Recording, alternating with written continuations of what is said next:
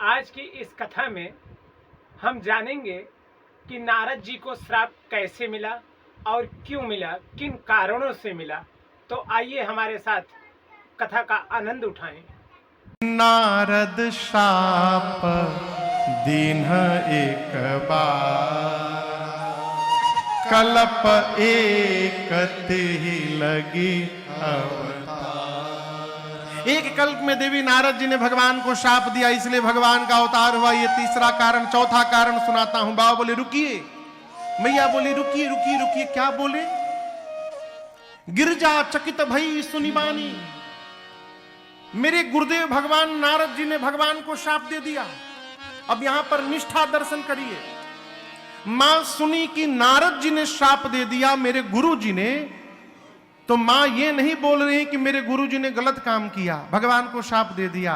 मां कहती है प्रभु ऐसा कौन सा अपराध भगवान ने कर दिया कि मेरे गुरुदेव को शाप देना पड़ गया। अर्थात मेरे गुरुजी ने नहीं कुछ किया, भगवान ही ऐसा कोई काम किए होंगे कि मेरे गुरुदेव को शाप देना पड़ गया। ये गुरु निष्ठा है। का अपराध रमापति कीन्हा, कारण कवन शाप दीन्हा। प्रभु आप इस प्रसंग को विस्तार से सुनाइए। बाबा बोले देवी सुनाना तो मैं नहीं चाहता था, लेकिन अब आप पूछ ही रही है तो सुना देता हूं। हिमालय की यात्रा में एक बार नारद जी चलते चलते गंगा जी के किनारे एक आश्रम देखे। परम पुनीत स्थान की दिव्यता, भव्यता, रम्यता, सुचिता नारद जी के मन को आकर्षित करते हैं और नारद जी वहां जाकर भगवान के ध्यान में लग जाते हैं। नारद जी को श्राप मिला है कि एक स्थान पर बहुत देर नहीं टिक सकते। इसलिए आप देखिए नारद जी खाली घूमते हुए मिलेंगे, नारायण नारायण घूमते रहते हैं। संभवतः दक्ष प्रजापति ने दिया था श्राप। सरकार दक्ष ने ना, दक्ष प्रजापति संतानों को जन्म देते थे सृष्टि का विस्तार करने के लिए। नारद जी जाकर ऐसा ज्ञान उपदेश करते थे उन बच्चों को, वो सब विरक्त महात्मा बन जाते थे। दक्ष ने कहा कि मैं बच्चों को जन्म देता हूं सृष्टि का विस्तार के लिए, या कि इनको बाबा जी बना दे रहे हैं।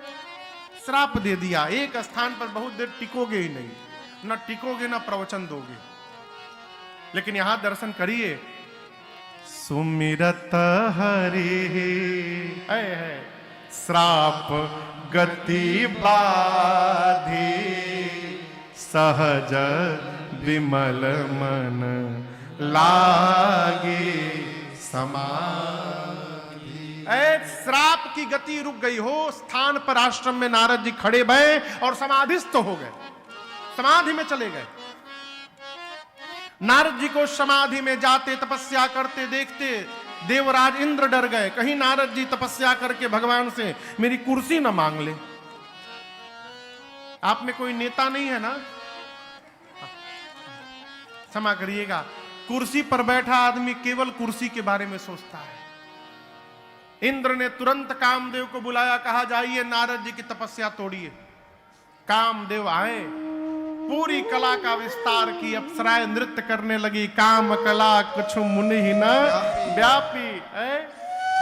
देखिए भगवान जिसकी रक्षा करे उसका कौन क्या बिगाड़ सकता है। हो सीम की चाप सकई को तासु, बड़ रखवार रमापति जासु। भगवान जिसकी रक्षा करे उसका कोई नहीं कुछ बिगाड़ सकता। इसलिए भगवान में लगन लगा के रखिए। हमारे पूज्य महाराज श्री कहते हैं, अरे जिसकी लागी रे लगन भगवान में, उसका दिया रे जलेगा तूफान में। वो जिसकी लागी रे लगन भगवान में, उसका दिया रे जलेगा तूफान में। वो जिसकी लागी रे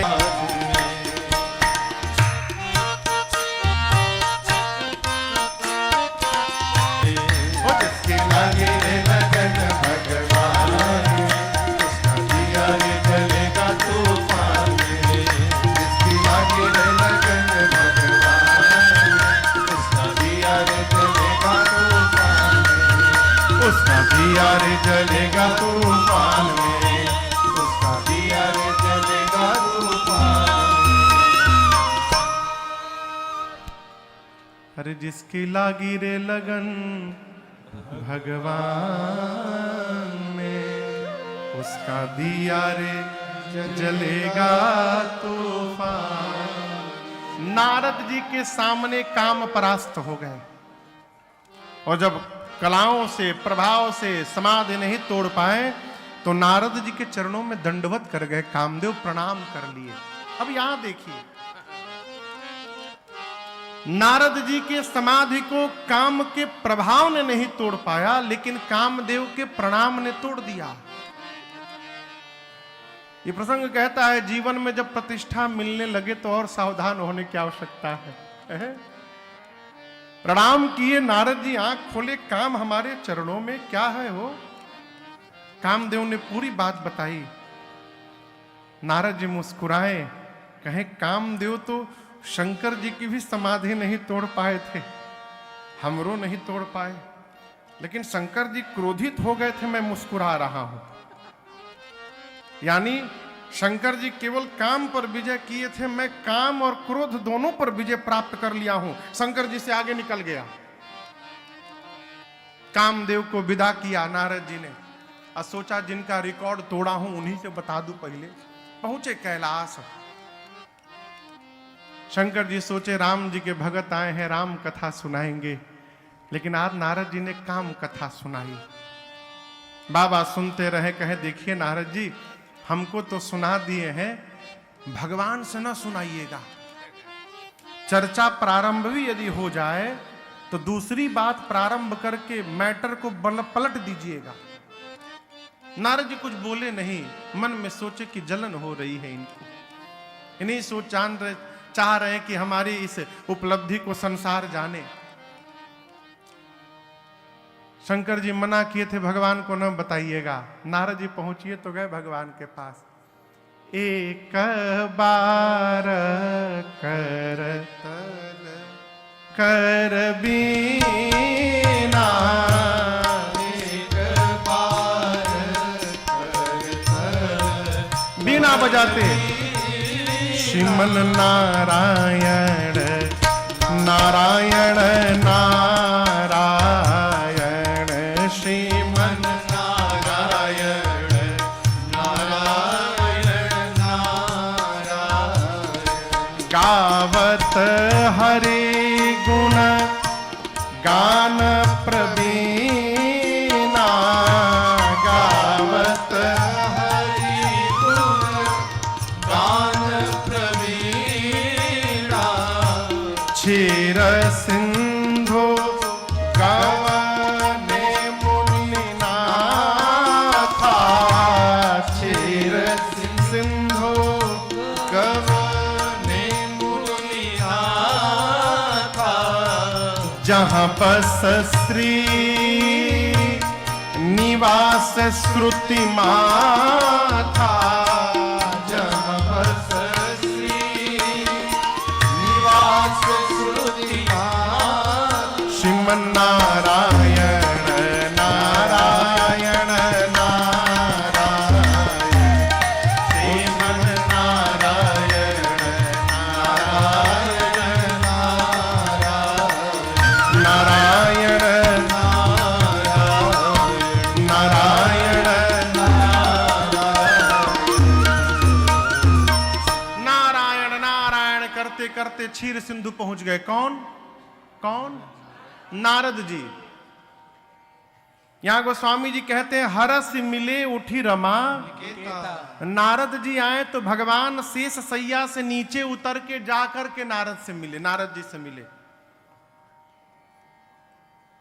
आप श्रेष्ठ के घर जाएं, श्रेष्ठ यदि दरवाजे पर आकर आपसे मिल रहा है, ये अच्छी बात नहीं है। आपको श्रेष्ठ के पास जाना चाहिए। भगवान क्यों उतर के चले आए? यहां दर्शन करिए, नारद जी ने जाने के बाद भगवान को प्रणाम नहीं किया है। आज भगवान सोचे लक्ष्मी जी के पास, लक्ष्मी जी रहेंगी पास में, शेष सैया पे रहूंगा तो, और लक्ष्मी जी के सामने यदि नारद जी पहुंच गए और मुझे प्रणाम नहीं करेंगे तो लक्ष्मी जी को क्रोध आ जाएगा और उसका फल नारद जी को मिलेगा। भगत को लक्ष्मी जी के क्रोध से बचाना है, इसलिए भगवान स्वयं उठ के बाहर जाकर मिल लिए, इनको पता चले कि ना चले भगवान जाने। भगवान मिले, नारद जी से लाकर बिठाए। नारद जी सोच रहे थे कैसे बताऊं। तब तक भगवान ने पूछ दिया, और कहिए नारद जी, बहुत दिनों बाद आपने दया की आज। अरे नारद जी दया करेंगे, लेकिन भगवान का ये व्यंग वचन नारद जी समझ नहीं पाए। बहुते दीनन कीन हम मुनि दाया। नारद जी मन में सोचे, बस प्रभु यही तो ढूंढ रहा था मैं। बोले अब क्या बताएं प्रभु, हम समाधि में बैठे थे, ये हुआ वो हुआ, नारद जी काम आए परास्त हो गए। मुझे क्रोध नहीं आया प्रभु, मैं क्षमा कर दिया। भगवान दिखे तो अहंकार हो गया है हो भगत जी के हृदय में। अब मेरा प्रण है, मैं भगत के अहंकार को रहने नहीं देता हूं। बेगी सो मैं डारी हूं, खारी पन हमार सेवक। भगवान ने माया रची, नारद जी वापस चले। मार्ग में माया का नगर, माया का राजा, भगवान की माया ही राजा की बेटी विश्व मोहिनी बन गई। नारद जी देखिए, जाते समय तो ये नगर था नहीं, आते समय ये नगर कहां से आ गया? कहीं मैं बाईपास से तो नहीं चला गया था? इतनी भीड़ है इस नगर में। पूछा कि इतनी भीड़ क्यों है?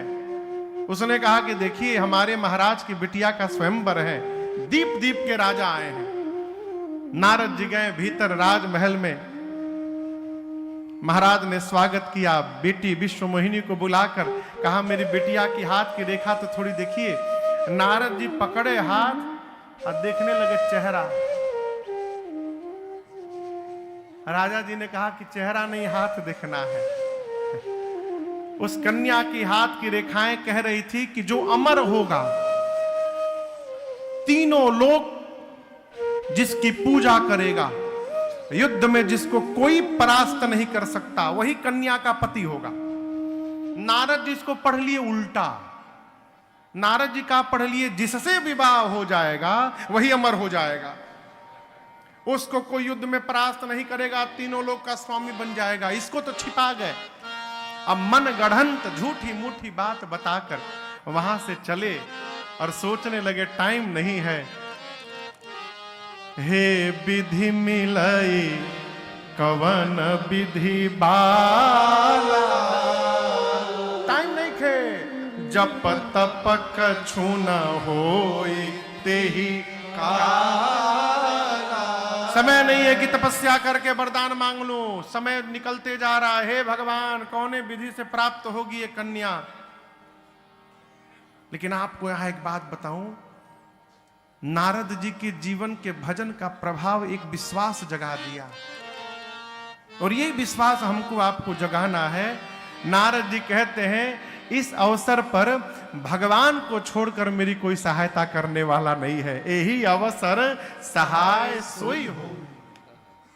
और आप इसको कटु सत्य मानिए, वस्तुतः भगवान को छोड़कर कोई हमारी आपकी सहायता कर भी नहीं सकता।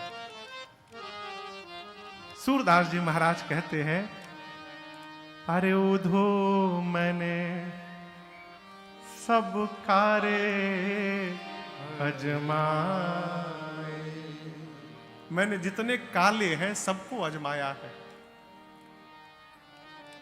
कोयल के सुत कागा पाले, कोयल अपने अंडे को अपने घोंसले में नहीं डालती, कौवे के घोंसले में डाल देती है। वो कौवा बेचारा उस अंडे को जानता है कि मेरा अंडा नहीं है, कोयल का है, उसको सेता है।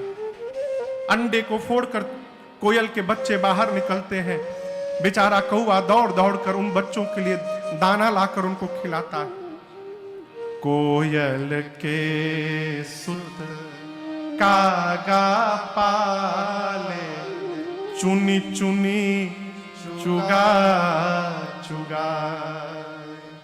लेकिन वो बच्चे पंख भये जब उड़ने लागे, फिर पाछे नहीं आए। धोखा दे दिए कौवे को, अरे वो धो मैंने सब करे